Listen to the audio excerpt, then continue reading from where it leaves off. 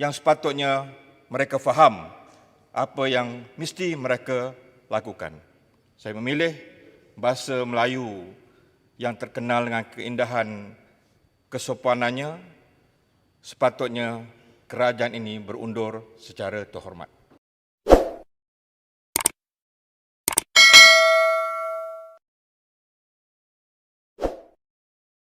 Pada 25 hari bulan Oktober 2020, Yang di-Pertuan Agong telah memberikan keputusan menolak permohonan Perdana Menteri. Sebagai seorang lawyer, Datuk Timbalan Pertua, yang kita sedikit sebanyak faham tentang budaya Westminster yang berlaku dalam parlimen negara-negara Commonwealth. Apa maknanya? Seorang yang bernama Perdana Menteri berjumpa Queen ataupun Yang di-Pertuan Agong dalam negara kita dan nasihatnya ditolak.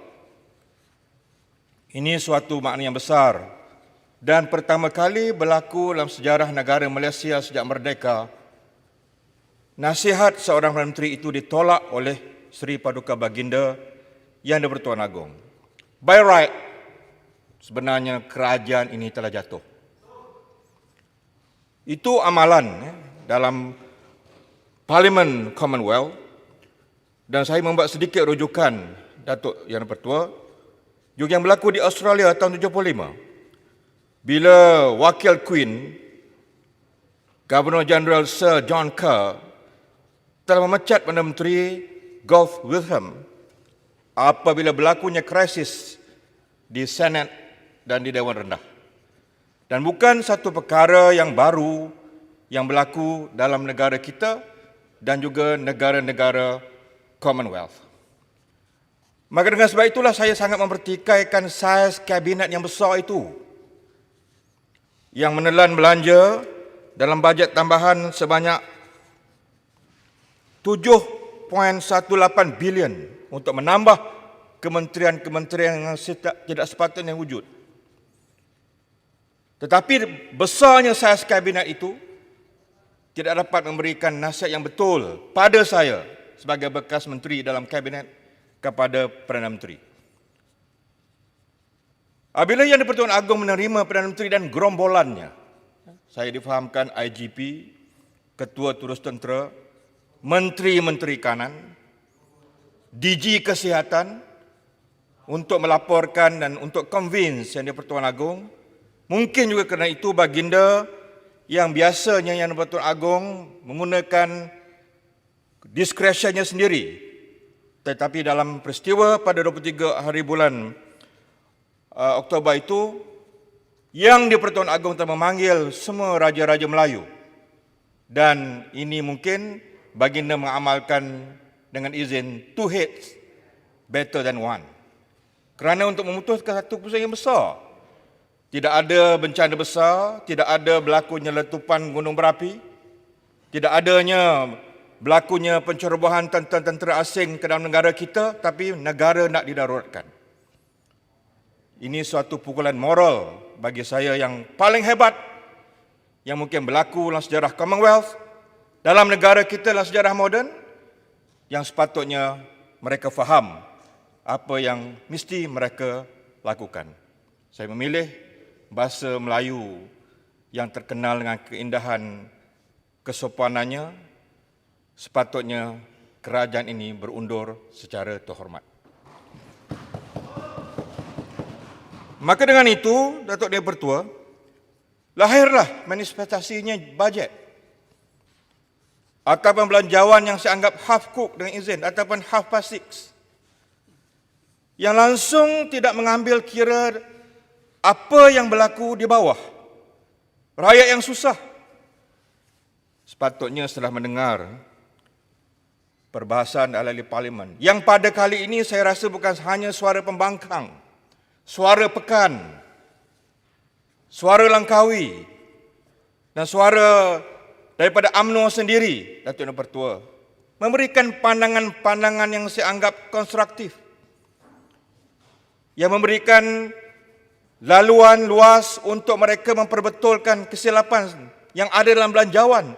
Tetapi semalam 15 hari bulan November, Menteri Kewangan keluar dengan satu kenyataan bahawa sekiranya belanjawan ini tidak diluluskan, maka pegawai kerajaan tidak mungkin dapat dibayar gaji. Kenyataan apa ini? Come on.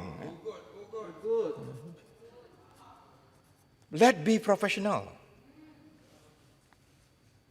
Bukan semua sini bodoh, Datuk Yang Pertua. Ya. We are not stupid. Ya. Pembangkang membuktikan dalam bajet tambahan, kita very objektif.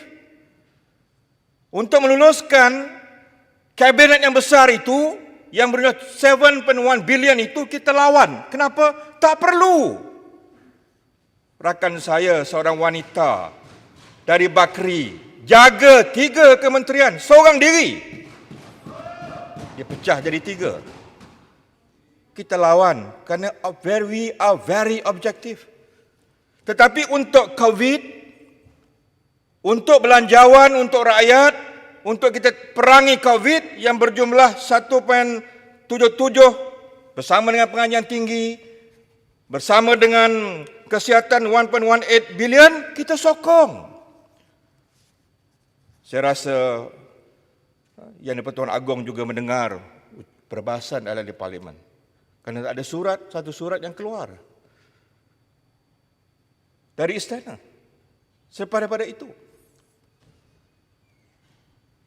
Saya rasa dalam sejarah Commonwealth berlaku the so-called intellectual discourse. Ya. Queen, ya. Mana-mana king. Ya. Dalam negara Commonwealth ini bila berlaku perbahasan, ia tidak dianggap derhaka. Saya harap tidak ada blogger-blogger murahan yang mengatakan ini cuba menderhaka pada Yang Pertuan Agong, tidak.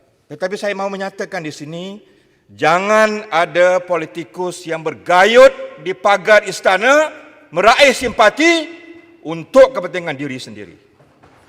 Ini tidak boleh kita izinkan. Yang di-Pertuan Agong menyaksikan kita berbahas secara objektif. Kita hanya mahu moratorium itu dilaksanakan. Kita mahu subsidi upah itu dilanjutkan. Kita mahu supaya apa yang rakyat perlu pada hari ini diberikan. Dan sepatutnya setelah mendengar ucapan ahli Parlimen, Menteri Kewangan semalam memberikan satu kenyataan yang pro rakyat. Memberikan ucapan yang concern tentang perkara-perkara ini. Saya tak nak petikai, dia bukan orang politik, dia orang baru, itu bukan isunya. Nak jadi menteri ini bukan hanya perlu cerdik, ya, tapi perlu how empathy itu kepada rakyat yang sedang bertarung dengan nyawa mereka di bawah. Dan Menteri Kewangan boleh menyatakan kenyataan polisi, membuat policy statement untuk akur dengan moratorium. Ini tak payah rujuk kepala sana, kepala sini di peringkat jawatankuasa. Tak perlu. Tak perlu kelulusan dalam Parlimen. Dia perlu kenyataan polisi. Seorang Menteri Kewangan boleh menyatakan, demi rakyat, saya peka dengan perbahasan ahli Parlimen di sebelah kerajaan, di sebelah pembangkang, maka saya mengambil perhitungan kalau tidak pun mendengar dengan teliti tentang moratorium subsidi upah dan seumpamanya. Bukan ugut macam pernyataan semalam. Takkan nak balik bilik kuliah balik, ya? Bukan itu. Now we are here. Sekarang anda sebagai Menteri Kewangan dalam Parlimen. Ini penting supaya kita melihat pada masa akan datang tidak berlaku lagi perkara-perkara yang seperti ini. Dan apa yang berlaku pada 25 hari bulan ini? Akan diundi. Rakyat menunggu kita nak undi atau tidak. Kita ingin mendengar sama ada yang Menteri boleh membuat policy statement bila-bila masa. Menteri-menteri kanan boleh membuat statement policy bila-bila masa. Menteri Kewangan pada at any time boleh membuat kenyataan. Yang paling tidak pun menunjukkan bagaimana kita bersama di dalam pertarungan COVID ini. seorang rakyat Singapura meninggal dunia, membunuh diri, terjun bangunan. Rakyat saya di Pulai, kalau ikut motosikal, kita orang Johor, Datuk, setiap pagi hampir 300,000 motosikal ke Singapura. Ada di kalangan mereka yang ditahan, masih di sana lagi. Kita kenakan pula suatu fund ataupun suatu yuran untuk mereka mengambil kesihatan COVID test lagi bila balik ke Tambak Johor. Jasa diberikan hampir sampai 80 juta. Apa ini? Ini bukan masa nak bermain dengan api perkauman. Ini bukan masa kita nak bermain dengan sentimen agama. Cukuplah. Masa kami di sana dulu, kes Adib dipolitikkan. Mana dia keadilan untuk Adib? Orang Melayu dibunuh. Sekolah Cina, vernacular nak ditutup.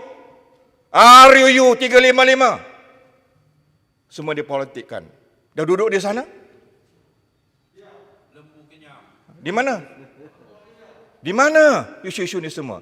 Melainkan kita faham pada hari ini hanyalah politik membakar semangat agama dan perkauman. Paling tidak pun Datuk Mertua, Pakatan Rakyat menerima kepanasan ini sehingga kami jatuh. Kami tak malu mengaku kerana serangan politik ini. Sebab itu bagi saya apa yang berlaku pada 25 hari bulan ini adalah penting. Pekan dah membuat suatu isyarat. Yang lain telah buat bersyarat. Kita boleh terima dengan syarat rakyat didahulukan. Tapi kalau jatuh, belanjawan ini kalah, apakah sekali lagi darurat akan dipohon? Kembali kepada semangat Commonwealth. Nak darurat, jumpa Agong, Agong tolak.